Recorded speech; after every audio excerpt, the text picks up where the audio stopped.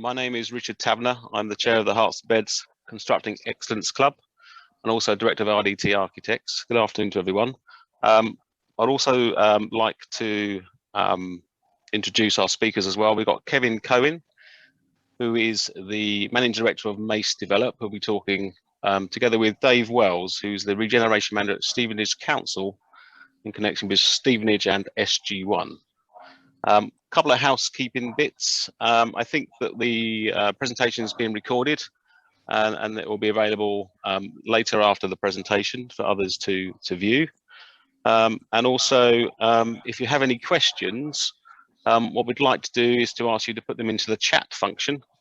And then after the presentations, we can then address the questions and have a general discussion after the two presentations. So without further ado, I'd like to therefore ask Dave Wells to start off the presentation. Right, thanks Richard. Thank you. Good afternoon. My name is Dave Wells. As Richard said, I'm the Regeneration Manager at Stevenage Borough Council. I've been working there since, well, off and on since 2005. I've come and gone a couple of times, worked for a couple of other authorities, consultancies, but I've been there in this position for the last 3 or 4 years.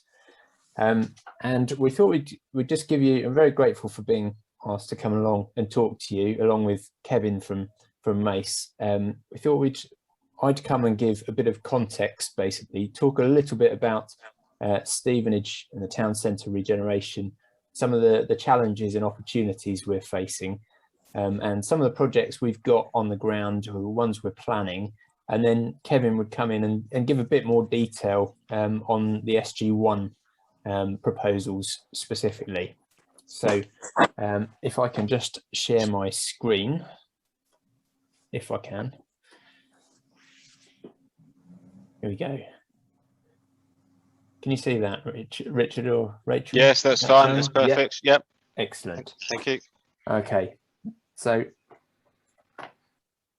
some background on Stevenage. I don't know how many of you, I would imagine a number of you here are quite familiar with Stevenage from the local area. We're a town of about 87,000 people. We've got a unique history as Britain's first new town. The town of Stevenage went from being a very small market town of about 8,000 people in the 1940s to what it is today. So a history of rapid expansion and innovation, and population largely coming out of London to build a whole new community. But then a real need to transform very quickly at the time, but we're kind of coming to that time again, but a little bit slower this time. But to what it is now as a hub for major businesses, as well as a really developed community. We've got burgeoning STEM and life sciences sectors based here in the town. This is a diagram from our adopted local plan, just showing how we're expanding really. Those kind of peach coloured areas show urban extensions of Stevenage, how we're going to be developing. We're a relatively small town really. We're kind of built up to the boundaries, and there's a desperate need for new homes. We need 7,600 new homes planned in the local plan timetable, with a real focus on sustainable development, but with balanced against new employment space, but supporting regeneration of our existing areas, but providing affordable housing for local people. So there's a bit of a balancing act of priorities there. Some of the challenges that we're facing: historic underinvestment in the infrastructure over the last 20 years, not unique to Stevenage. I would imagine all of the new towns across the country in a similar position, really. Local focus, whilst Hertfordshire is clearly a very affluent county and benefits from its position outside London, there are very local issues within Stevenage, and within Hertfordshire, Stevenage doesn't perform particularly well in some some aspects on social and economic deprivation, things like educational aspirations, skills and health have been a real challenge, and something it's improved, but we're still working on. Town centres across the country, town centres have taken a hammering, particularly in the last year, but we know the model of retail is changing. The rise of internet shopping, that's really been compounded by the COVID period and that shift to online. And I would say if it hasn't particularly changed our direction, but it's just speeded up the need for a lot of what we're doing in terms of town centre regeneration. Just moving on a little bit, this is going to be I'm going to be moving at a fair pace through these slides. There's quite a few of them, but I think that's probably more beneficial than me speaking at length. Some of the physical constraints we have, that's our ageing town square on the top left. It looks slightly different than that now. We'll come on to that shortly, but bit of a, there's a lot of concrete. It's of its time. There's some really good examples of post-war architecture in there. Some elements have aged well or structurally are good, but other elements not so good and need to be improved. We have a lot of surface level car parking around the town centre, which is not an efficient use of space. So it's actually an opportunity as well as a challenge. And in the bottom picture is our lovely station, which is not really fit for purpose for a 21st century town of this size. Particularly, we're 19 minutes out of King's Cross if you're on the right train. So we get a real benefit from being so well connected from London. But when you get to Stevenage Station out of London, it's a bit of an anticlimax, frankly. So that's something we're looking at. Challenges around retail I touched on already. I think before COVID, some of our views didn't go down so well with the public about there being too much retail or too many retail units, and actually we need to focus on other uses within town centres, whether that's leisure uses, residential, actually trying to increase the number of people in our town centres rather than just bringing in department stores and the other retailers that follow. Now it's pretty well recognised. I think in the last year it's kind of gone mainstream, that view. People recognise that retail is changing. They've seen the likes of Debenhams going, and we all know the state retail is in. And I think people are a bit more accepting that town centres have to change. Our real strength in Stevenage is around the business sector as well. Top left, the GSK campus with the Catapult and the Catalyst there. Really, really strong performance from that. As well, just beneath that, it's a fairly poor picture actually. That's the Mars Rover based at the Airbus campus. That attracts a lot of attention. It's a great thing to have. They've got amazing new facilities that were opened by the Prime Minister this week, and that is a real gem in the crown of Stevenage. Now, in fact, there he is, a great soundbite that I'll be nicking from Boris constantly in presentations from now on. Stevenage is the Cape Canaveral of the UK's space industry. So Leicester might not be so happy about this claim with their Space City branding, but definitely when you think, I believe a quarter of all satellites in space were built in Stevenage. It really is a key part of industry in Stevenage. Moving on to where we're going, really. These are our sort of agreed objectives, really, around supercharging growth of business, upskilling local people, transforming town centre, improving sustainable transport and encouraging that modal shift really away from the car, but at the same time celebrating our new town heritage for future generations. Shift through a couple of spare slides that should have come out. This is our Stevenage Central Framework, which was drawn up back, I think it was about 2015, 2016, which identified 6 areas of major opportunity around the town centre. And that I think you can make out the grey area there. That's the existing Queensway shopping area, which it's part of our historic centre. We wouldn't want to see that change drastically. There's changes that can be made within that space, but we're not looking to knock down the whole place and start again. But there's the more colourful areas show the areas that really can be transformed in a more radical way. Kevin will come on to the SG1 proposals. We've been working with MACE since about 2017, I think, Kevin, looking at a real transformation of it's two of the major opportunity areas that were identified. And so we've got a really positive partnership working with MACE that will eventually deliver somewhere around 1,800 new homes in the town centre. When you think 1,800 homes could mean potentially 3,000 to 4,000 people, additional people living in the town centre, demanding services, shops, cafes, bars. That's massive change. So yeah, we're very excited about that as our kind of premium regeneration project.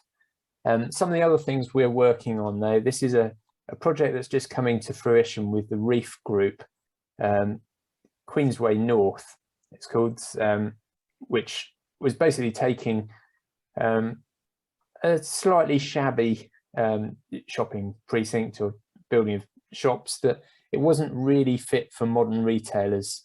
Most of these blocks were designed in the 50s and 60s, where retailers operated a very different model, where they had a lot of storage space on upper floors, they had staff canteens, that kind of thing. Modern retailers, they want ground floors only, and they don't want all these additional spaces upstairs that they have to pay business rates on. So we've basically, with Reef, remodeled this building. We've kept retail at ground floor, attracted new retailers, rebased their rents, but then at first and second floor, we've put in office spaces. We've got Pure Gym has just opened, and then we've got cafes and restaurants just moving in at the moment. On the back of that block as well, to kind of maximise footfall again, try and get people in these areas, we've got about 110 residential units across 3 blocks. So this is the front of it. The shops are just starting to open now, and the new frontage and public realm there. On the back of it though, there's these 3 blocks of residential units, and that will really help activate that space and bring people into the town centre. Some kind of then and nows of our town square, which was in real need of a refresh from its heyday in the 60s really. We've just completed this year, again with some help from MACE, managing this project, a whole new public realm scheme. It's got this beautiful Indian sandstone in there now, which is a massive improvement on the original concrete, which had been there since the 60s. But also there's heritage aspects to this to celebrate. We've managed to almost create a facsimile of some of the original lighting that had been ripped out a couple of decades ago, that the local community were very, very fond of really, and it is a really popular design. We've managed to get those remade. We've done some work to some of the frontages of the buildings, brought in new retailers again, repaired some of the canopies here, and then the North Block here with former McDonald's that some of you might have been familiar with. Pretty shabby building, again didn't really work for McDonald's model. They closed down a couple of years ago. We've just finished transforming that into a co-working space, so space for about 200 desks. A company called CoSpace we're going to be working with. They're due to open, these are in the slightly wrong order. Oh no. Bear with me a second, it's missing a graphic. This is due to open on the 3rd of September. There'll be a launch with CoSpace with their new office offering. That again, bringing people back into the town centre, 200 people, small business startups and the like, on flexible terms, having their lunches in town centre, staying on into the evenings. This kind of helps form a foundation of our new evening economy that we're hoping to promote. So quite a change for the town square. Some old pictures of Queensway, which are completely in the wrong order. Coming on to the bus station. This is our new bus interchange that really is one of the first building blocks of the town centre regeneration and making way for the SG1 proposals. The former bus station, very poor environment, or it still is. It's still in operation for the time being. Not much in the way of public amenity space. It's really 9 bus shelters around a piece of tarmac, and that's about it. No cafe, no toilets, anything like that. New one will be more of an airport lounge concourse style with glass screens separating from the bus area with electronic doors, cafes, toilets, accessibility arrangements, and covered heated waiting spaces. Very different proposition to what we have now. So that's on site at the moment, and we're expecting to complete construction this winter, really, or it's elements of it should be finished November time. A little bit of public realm linking into other areas, probably follow on over the 2 months after that. But we had the topping out ceremony last week, and that's really progressing rapidly. Just moving on to the Stevenage Development Board that was formed last year, representing businesses and voluntary organisations across the town. We've got some really good businesses there, people like GSK, Airbus, MBDA, all the big names across business in Stevenage are represented, have come together to look at priorities and objectives for the town, and actually building on that business base, but actually refreshing and transforming the town. And this is the front of our kind of vision plan, or the investment plan that we submitted to government as part of their Towns Fund initiative. We put in a very ambitious bid, and we were fortunate to be given £37.5 million of funding to take forward a series of projects. This is the makeup of the development board. Apologies, my slides seem to be in all the wrong order, but you'll get the gist. They're doing a complete. So sorry, within that development plan, we have elements like the station gateway. We see the area around the station, and it's kind of a gateway into Stevenage. So people's welcome as they get off a train. They might be coming from America or from London or Paris or wherever, but the first impression they get of Stevenage as they get off the train currently isn't really that great. It's pretty poor compared to the businesses that are based here. So there's some real opportunities to develop that area around the station, make use of some of those surface level car parks, rationalise car parking by building multi-storey car parks. There's an area action plan that's just being developed by our planners and out to consultation at the moment, that looks at the potential for office space nearby, a bit more residential as well. So in the next sort of 10 years or so, we'll be seeing big change in that area.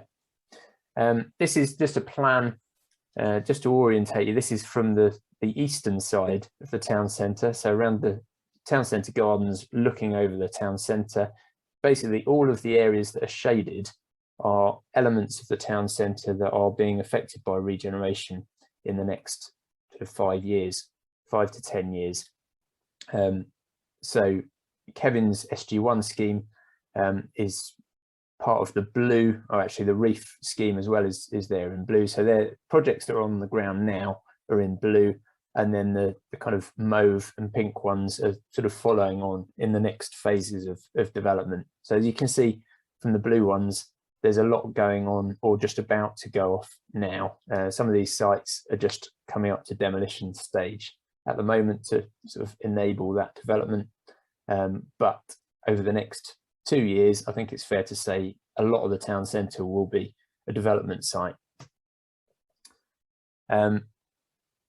Another project that's within the development plan was the Heritage Centre.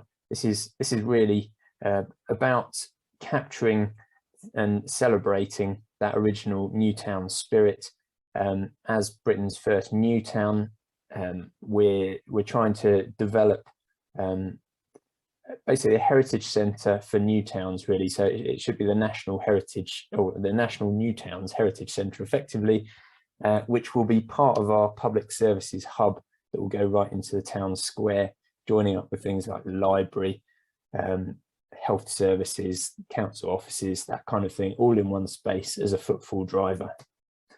Another one is the Stevenage Sports Centre over at our existing swimming pool, which is getting a bit old now. We're going to be bringing all of our sports and leisure services over into that area, and that's probably on the cards for about 4 to 5 years' time.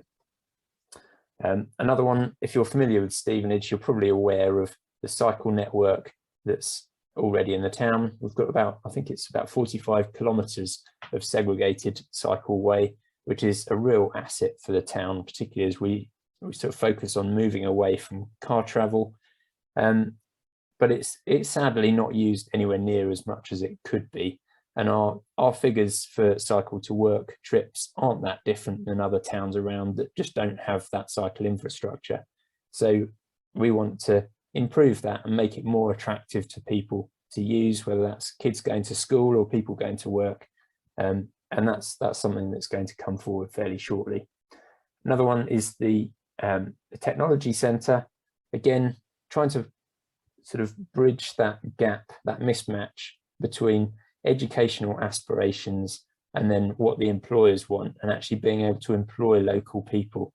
We've got some incredible employers in the town, some amazing jobs are available, but they can't find the people locally to fill those jobs. And we shouldn't be having to bring in so many people into the town.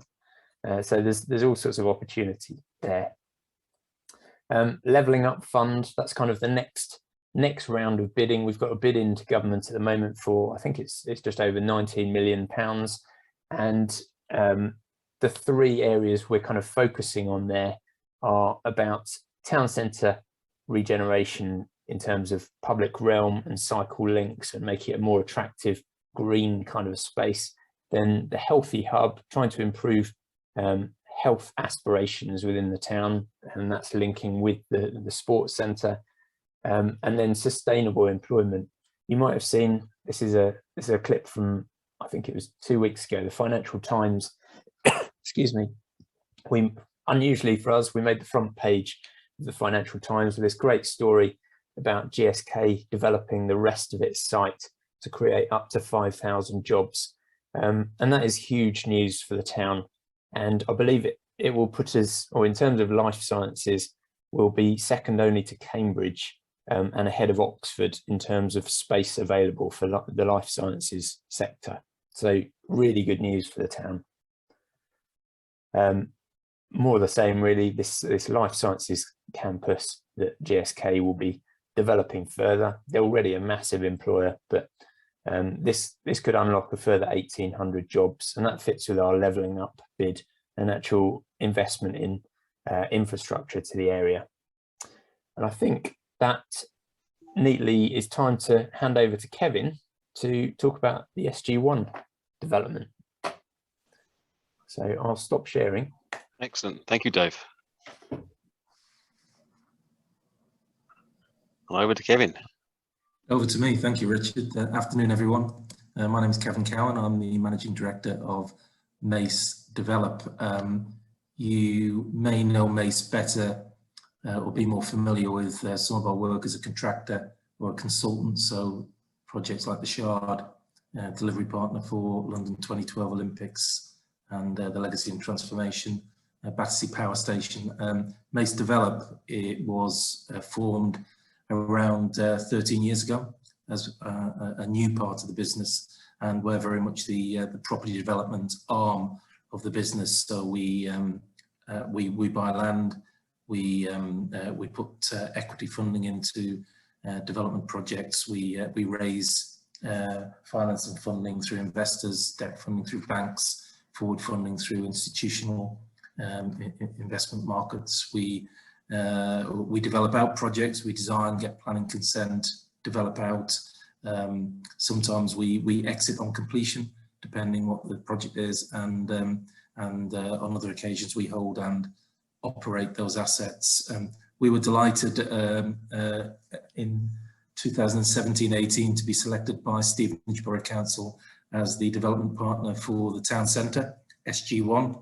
It's around 15 acres of prime land in the town centre, in the heart of the town, inside the ring road, a couple of minutes walk, if that, from the railway station, 20-minute journey into King's Cross, really good, fast, reliable accessibility into London and up to Cambridge.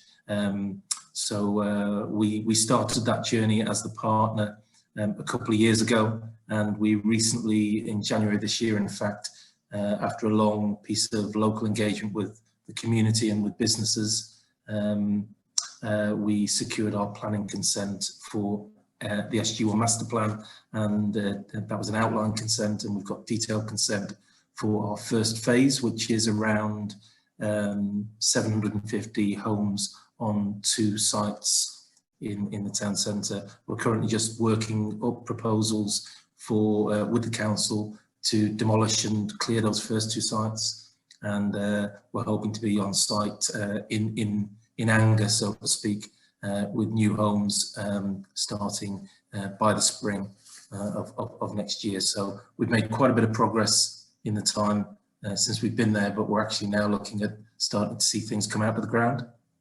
So if I could just share my screen. Thank you, Richard.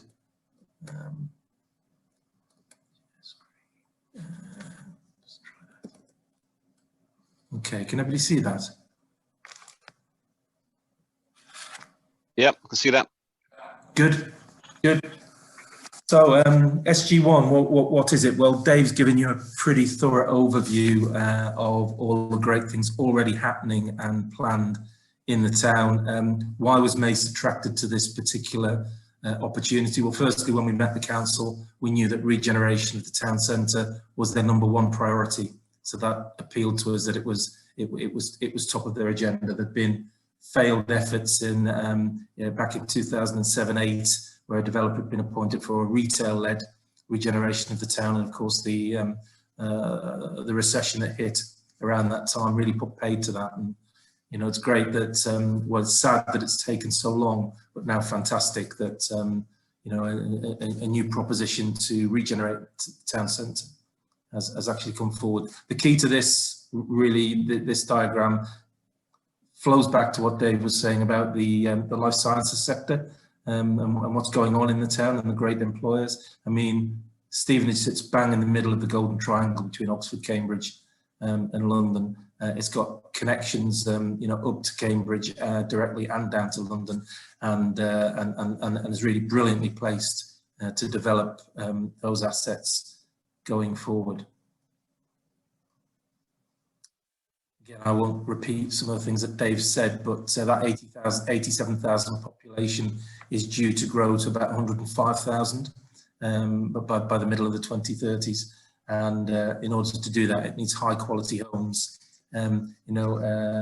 different tenures and opportunities for people who both already live in the town, who might be looking to move into all of these new jobs, the existing and the new jobs that exist there. And also, for people who are looking to live in Stevenage and have fast access up to Cambridge or down to London. So it's a very affordable location, which I think is a very interesting aspect of the town as it stands. It underperforms against land values for most of the town, in the surrounding 8 or 10 mile radius. So Welling, Hitchin, Letchworth down to Hertford all punch out bigger land values, bigger property values, and much of that is to do with the fact that there's been very little high quality new development in recent years, and the town centre itself is actually pretty unwelcoming. So Hitchin's a beautiful, attractive town as an example. but isn't as well connected to London, doesn't have those jobs. So the potential that exists in Stevenage is huge, but you've got to change the way really the town feels. The underinvestment in the town centre over many years has now come home to roost, and it really does need a shot in the arm. One interesting thing about those life sciences and those businesses is unusually Gunnell's Wood, the science zone and the employment zone you can see on the left here, inside that red line, is actually right on the doorstep of the town centre. You know, typically we're used to seeing business parks and science parks sitting outside of town. This is actually a 2 or 3 minute walk from a number of the locations. It's very quick cycle routes that Dave was talking about. So one of the ambitions is to connect the town centre out in a better way and a greener, more sustainable way out to these jobs. And that's a key part of some of the Towns Fund investment that Dave referred to a few minutes ago. Very few of the people who work in Gunnell's Wood go into the town centre right now, either for lunch or in the evening. There's not enough for them right now in there. So we think by repurposing the town centre, bringing in new F&B, new services that will be required to service the new community that lives in there, there's a great opportunity to really get the town centre buzzing and thriving in a new and different way. Dave's already been through this, of course, but just to give you a flavour, where is SG1 in relation to this? Well, it's sort of it's part of the red, all of the dark blue, and then the sort of magenta purple down the bottom. That represents the 15 acres I was talking about of SG1 in terms of the footprint. So what are we doing? Well, we've broken it down. We're very conscious, obviously, that it's a live town centre, and we need to respect that, particularly now. I mean, pre-COVID, we were seeing we've all seen these changes happening to our towns, and lots of death of the town centre. How are they going to survive and thrive? Internet shopping taking over. So in terms of repurposing this town centre, it's unashamedly residential led, but the idea is that will start to drive, as Dave said, with 3,000-4,000 new residents in that town centre. It will drive demand.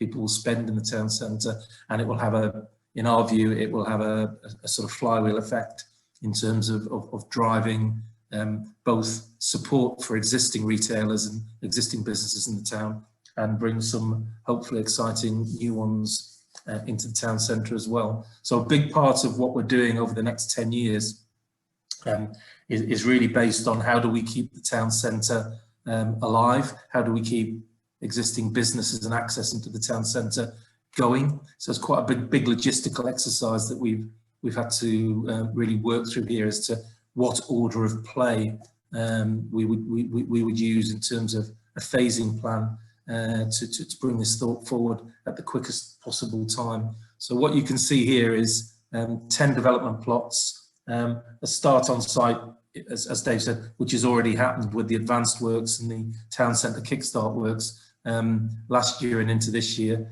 but actually looking to get on site with new homes after we've done the demolition this year, get the actual homes starting to come out of the ground by the spring of next year.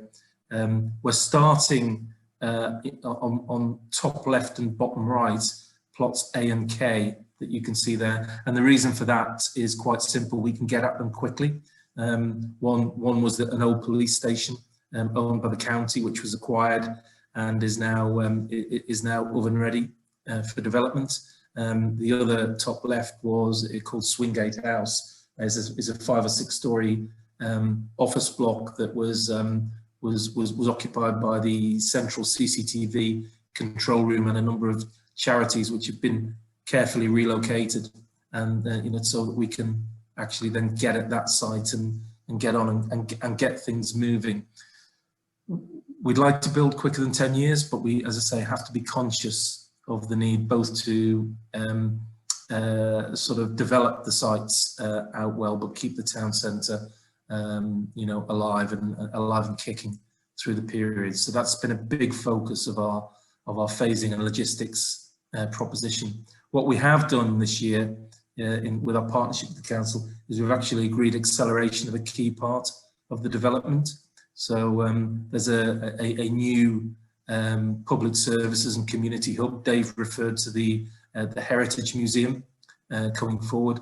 That will sit within this hub, which we'll show you some images of in a minute.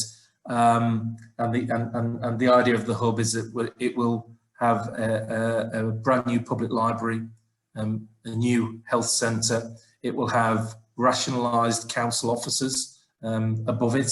So the existing council offices are ageing and being held together with sticky tape these days, costing a lot of money to run. And of course, pre-COVID, there was already a very clear idea with new ways of working that the space was too big. And now post-COVID, with everybody getting comfortable with agile ways of working, you know, sort of that space can be rationalised and be much smaller to cope with the existing council staff, but also delivering of high quality services to the local community from the town centre itself. And so we've now agreed with the council that we'll accelerate the hub in our phasing plan from what was phase 3 into phase 2 with a new garden square. And the idea is we're looking to deliver more homes and more services and community facilities quicker than we previously would have. There's a new primary school going on the yellow right-hand side, plot J, and that is part of our planning consent, but actually will be delivered by the county.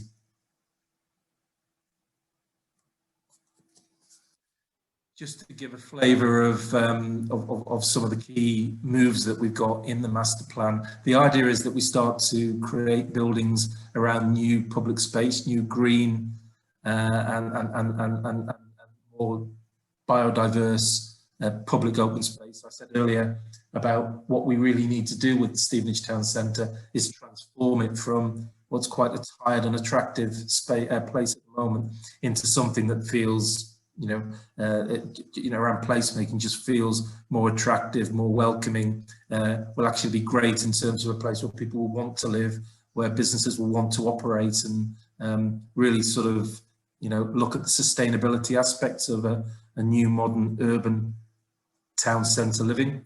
So the key things that we have here, one is in the first phase, we've got something called Southgate Park at the bottom. At the moment, when you come into the town centre from the south, and that is a very busy route, pedestrian route at peak times, you come through the underpass and down an alley and sort of work your way down to the bottom of Queensway, the main shopping drag, and it's pretty unattractive. The opportunity that we've created is to open that space up, so you'll actually start moving through a brand new urban park that we create day one in the first phase, and will just feel more spacious, more welcoming, more attractive, greener, and a much nicer first statement as you come in to the south of the park. There's the existing town centre. Dave has shown some photographs of the existing sort of historic town square, which has already been improved. So another key move around the environment and the placemaking is what's called the garden square.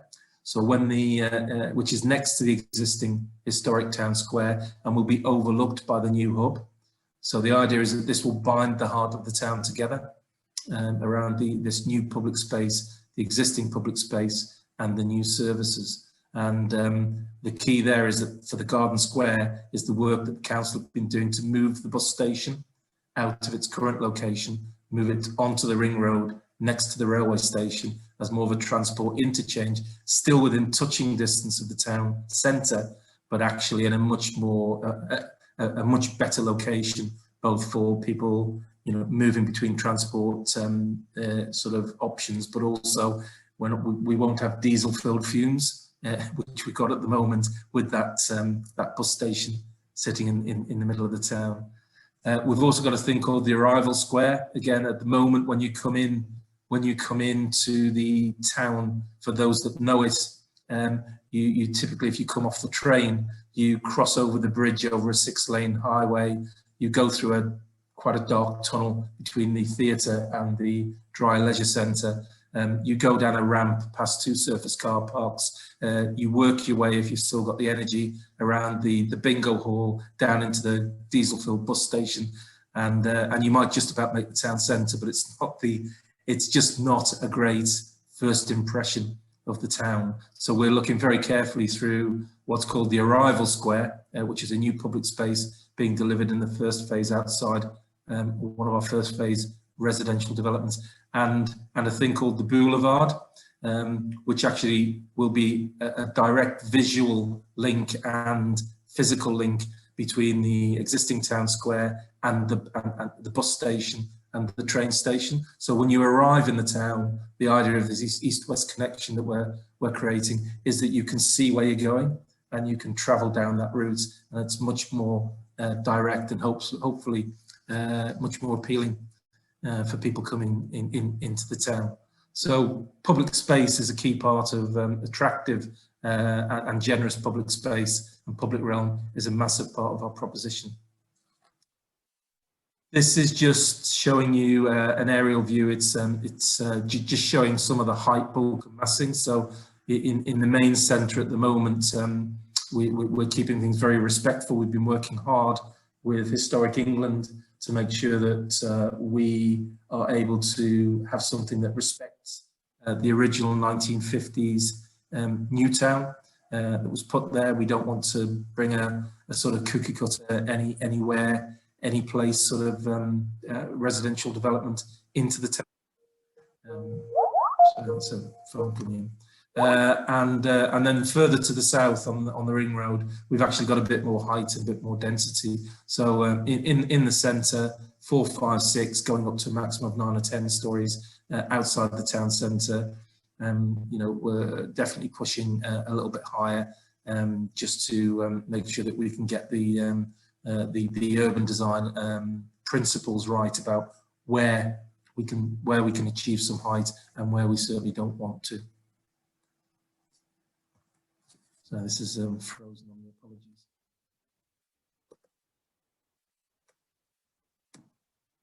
Okay, phase 1, plot A, 261 homes. This is at the bottom of the ramp at the top of the plan I showed you earlier.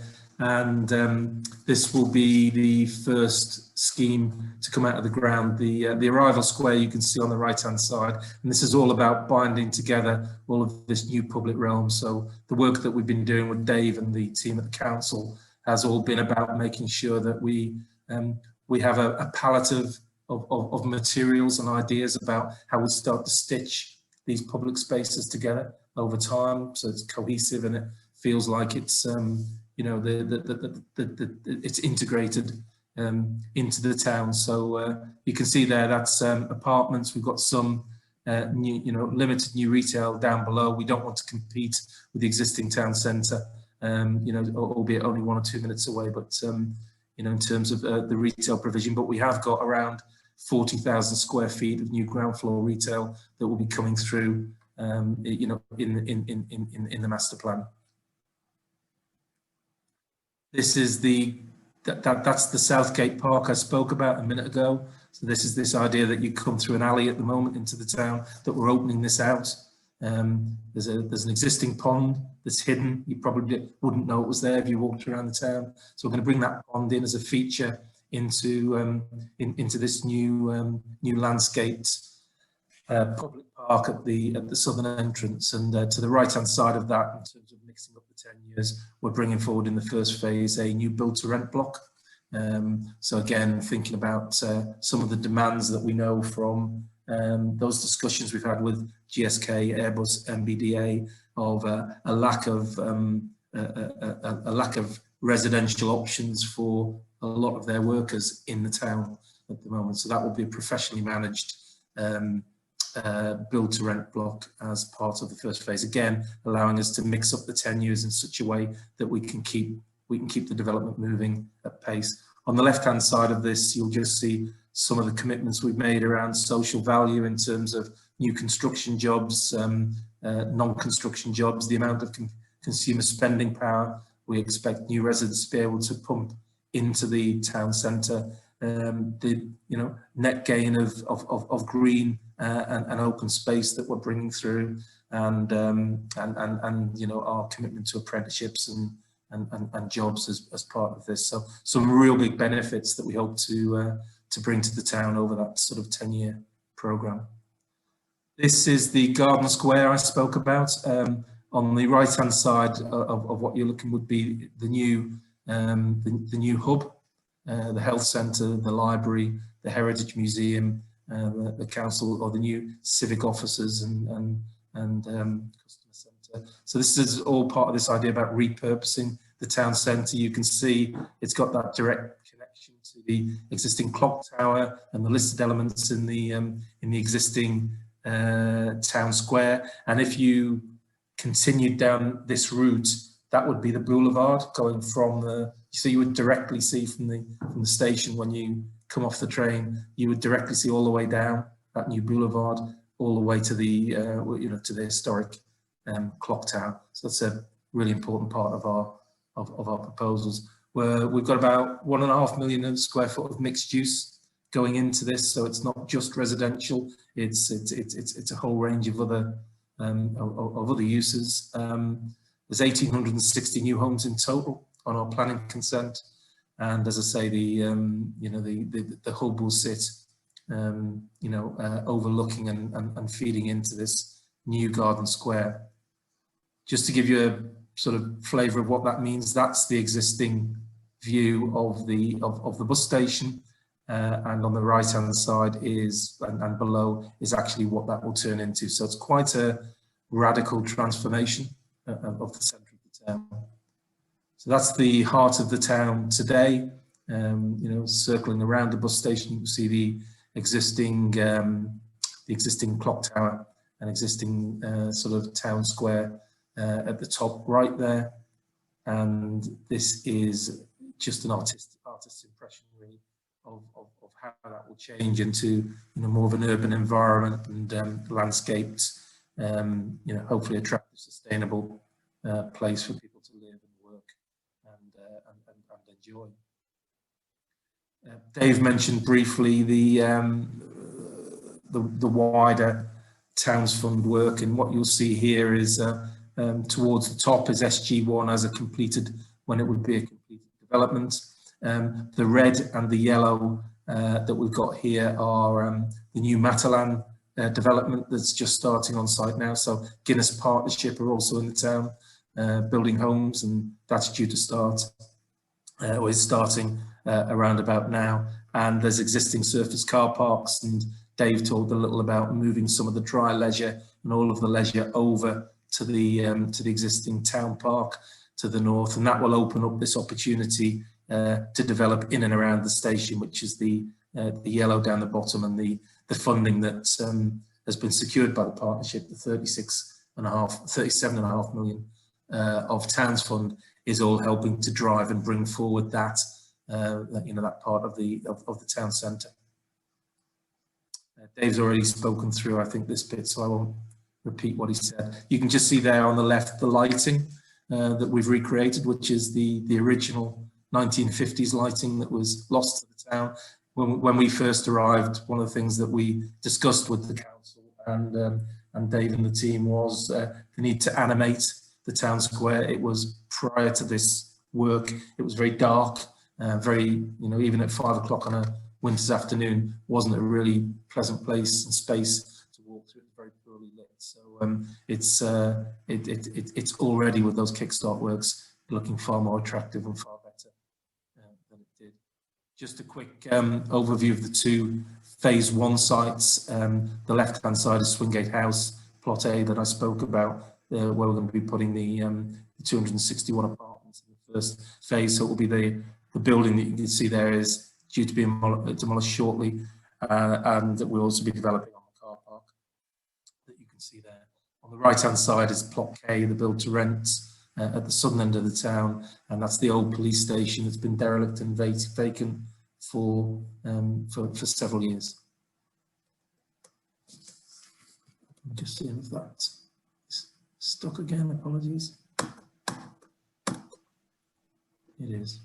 Almost there. I think we are there, actually. That's the last slide. There we have it. There you go. Starting with MACE. Hopefully that gives people a decent view of, or a reasonable overview of what SG1 is all about and how it fits into the wider town vision. I think I guess post-COVID, the thing that we're thinking about with the council is that we're still confronting a future. I think that to some extent we can really only guess at. So the only certain thing we do know is that change is coming. So the flex in the master plan is a key part of what we're looking at all the way through, because one thing's for sure, I think in 5 years' time, as we move on and through the phases, the world will have changed again. Brilliant. Two very brilliant presentations. Thank you, Kevin, and thank you, Dave. We've got a little bit of time for some questions. I think from my perspective, I think the scale and ambition for the actual town to take this on and actually try to do it is huge, really. And it kind of comes across in a presentation where you're not only trying to redevelop, but obviously you've got businesses and people living in the town whilst you're doing it. It's not as if you've got a clean canvas. So that obviously creates some challenges through there. Is there anything at the moment in terms of post-COVID from the plans you're currently looking at that you've got some lessons learned or you're looking to change in the variable short term, or is it more of a long-term view you're trying to second guess?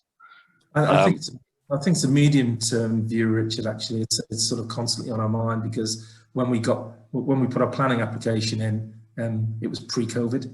Yeah. And now we're all thinking, we're all used to working this way. The sort of different way, hybrid working is clearly on its way. I think one of the great things that did happen, which was I think a great leap forward by the council, was this idea of let's take vacant space in the town centre, overlooking the town square, unused vacant space that's about £3 a square foot, and nobody using it, so you're not getting the income, and actually transforming it into that co-working space that's about to open in September. So things like that were, I think, quite, really, really smart but risky moves that the council took day one. Yeah. Which are now looking like, either by design or by luck, a bit of both, are actually looking like they're really good stronger assets than we thought for the town. Dave? Yeah, I think just to back you up on that, Kevin, really, it's been really interesting process looking at what's changed over the last 2 years, and we've spent quite a lot of time sort of pulling it all apart the last couple of months, really, and looking at what our priorities were before COVID and whether they've changed now.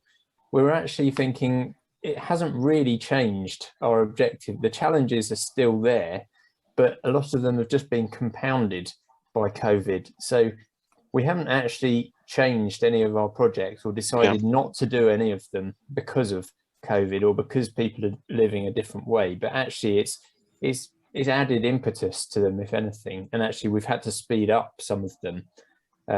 So a lot of it around kind of the death of retail and the hard times they're having and things, and flexible working and co-space, like Kevin suggests, all that there's just a far greater need for it now. That problem is compounded. So the co-space thing, I think we got a bit lucky maybe, but there was an overall trend towards flexibility. We know a lot of big London companies were looking at their property portfolio. Very expensive to have big offices. A lot of their start with a new sort of focus on flexible working anyway before COVID, and actually people starting to work from home a bit more.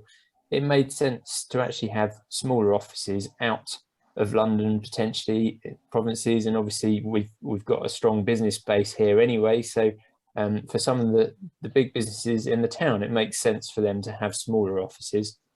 And then going into COVID, yes, we've all kind of had to embrace home working to some extent, and for some people it works better than for others. And I think we'll certainly, as a council, we're looking at how we kind of run with some of that momentum and how we move forward. And we certainly won't be going back to the offices 5 days a week on a permanent basis, but recognizing that it doesn't work for everybody working from home. If you've got young children, if you're unfortunate enough to have to homeschool and things, during a pandemic, I would imagine that's a pretty awful or pretty challenging experience. And for some people, they need to be able to get away from the home. So if we're providing office space where they can come and just work for 1 or 2 days a week sort of thing, to provide that kind of professional space and meeting spaces and things, then we think there's a real benefit there. And certainly CoSpace, who we're working with, they're reporting back a really big demand, massive interest from people that has kind of taken them by surprise, really. They've got an existing facility in Reading that does the same thing quite successfully, but they're saying that there's a far greater demand this time opening this facility in advance. So yes, there's an element, we got lucky to some extent, but we were following a trend really, but we were fortunate that we got the project on the ground just when we did, so it's ready to open just as we come out of COVID, hopefully. Excellent, all good. I think we got 3 questions on the chat, so I'll run through those. Go with a practical one. Will the pedestrian link between the old town and the new town be improved as part of these proposals? That's a common question, and it's not. When we showed you the central framework plan with the 6 major areas of opportunity, the 2 that MACE are bringing forward as part of the SG1 plan, that doesn't affect the northern section. So at the moment that's untouched. Now the reason, or I guess the major reason for that, is land ownerships. Tesco's basically sits squarely on that piece of land, and to access that is pretty difficult. Currently, they have talked in the past though about rationalising their footprint and actually building a new store on the footprint of their car park, and then potential for opening up that space. And certainly it's a focus of our levelling up bid. We've put in a bid for 19.5 million to government, and that includes public realm links, one of which is that link. How do we get people through the Tesco car park better to the Fairlands Way bridge link? Currently that is a real blocker. We would really like to see the old town and the high street joined up with the new town better. One of the other things I didn't touch upon, apologise now, that actually the presentation I showed you, it didn't have a lot of the changes I made this morning, which is why there's some slightly random ones. One of the projects I would have touched on briefly is a planning proposal that's come in the last few weeks from Reef Group with Autoloose, who are a big pharmaceutical company, who want to build their European headquarters in the town centre on the Marshgate surface level car park. But wider than that, they also have an ambition to develop a whole life sciences quarter within the town centre on other sites in that northern area, or more the northeasterly quarter of the town centre. But as part of that, there's a lot of opportunities for how we link with the old town, and those kind of northern links that would cut across Fairlands Way. So no, the proposals at the moment that in this phase of development aren't going to fix that issue, but we're doing quite a bit of work looking at what opportunities there are coming forward, and it's a case of engaging the landholders and Tesco specifically, which obviously challenging, but the time will come. So yeah, we'll get there eventually. Excellent, thank you. The second question is talking about accessibility, in terms of, there was no mention in the presentations about the key objectives around accessibility. Given that the government's recent National Disability Strategy and Dementia Design and the Built Environment report, will the council be reviewing their focus accordingly, is the question. Yeah, it's a good question. Well, no, the answer is yes. We will be, of course, but it's been interesting coming through the last few years. Things change quite rapidly. These projects take a long time to plan, and sometimes the legislation changes throughout the life of the project, and so we do have to make changes to projects that reflect new legislation. I'm just thinking of one example that's come in fairly recently on the new bus interchange. We always had the aspiration to include fairly comprehensive disabled toilet facilities as part of the, as you would in any building now, part of that sort of waiting room facility. But within the last couple of years, the changing places sort of enhanced spaces. They're almost like disability toilets plus, really, that provide a far greater space and facilities and things like hoists. That has now come into legislation. It doesn't actually apply, if you want to read the small print, it doesn't apply to the bus interchange technically, but we've always felt it's the right thing to do. And so we did a bit of a redesign a few months ago on the building to include it. Now, to a point, we have limited space on there, and so I think we just missed out on the minimum footprint by about a foot or so in one particular direction without changing the overall footprint of the building. But we managed to include everything that's within the changing places standard. So yeah, it just as an example of things we're having to kind of respond on the fly, really. But I mean, our developer colleagues like MACE are kind of better positions than us in some ways to actually include, or they certainly know more and have the expertise in-house to help inform us on things like that. Yeah, if you've got any views, Kevin. Just it's a huge issue, sort of dealing with a whole accessibility challenges, changing legislation, best practice, which I think we're always trying to stay ahead on best practice. We've widened our scope out wherever we work now to different types of accessibility challenges. We've done a huge amount of work, and which we're adopting at Stevenage around, for example, creating safe places for women is one of the areas so we're moving out into different areas of this, sort of just to sort of widen the accessibility sort of agenda around a whole range of other issues. But yeah, we're it's certainly a really important part of all the proposals we're putting together.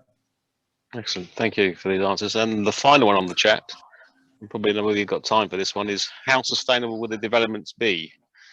Will the buildings be working towards net zero carbon or working to current building regs? Okay, so I'll take that. It's okay, Dave. Yeah. So MACE became a net zero carbon business in 2020.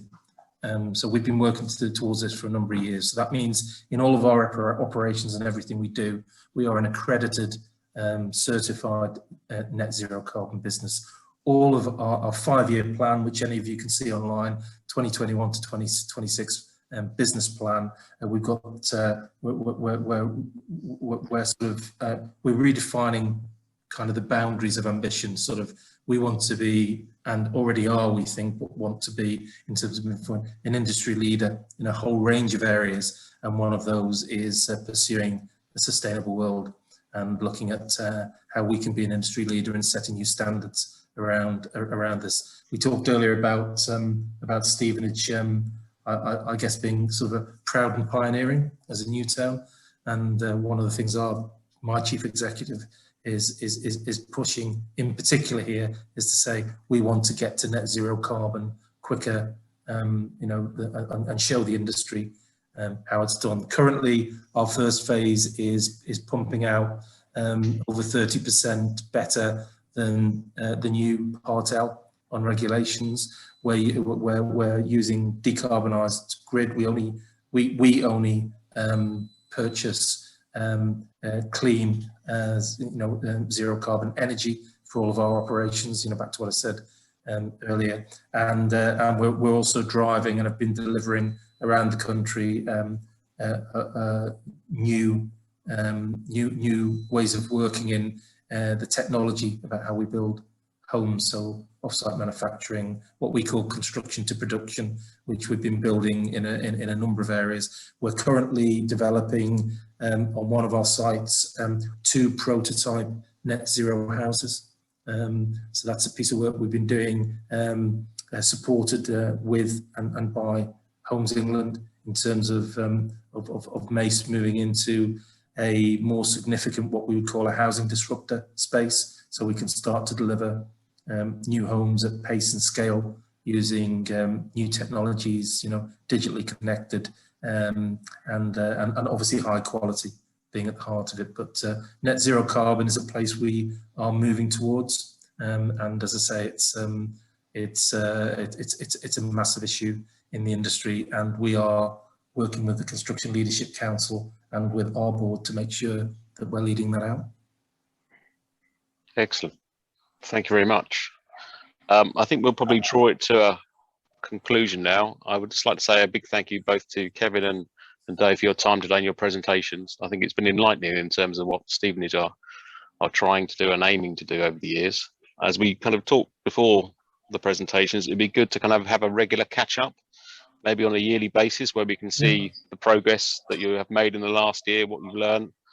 We could roll that in as a future event for the actual Herts and Beds Construction Excellence Club. So we'll be in contact or keep in contact to make that happen.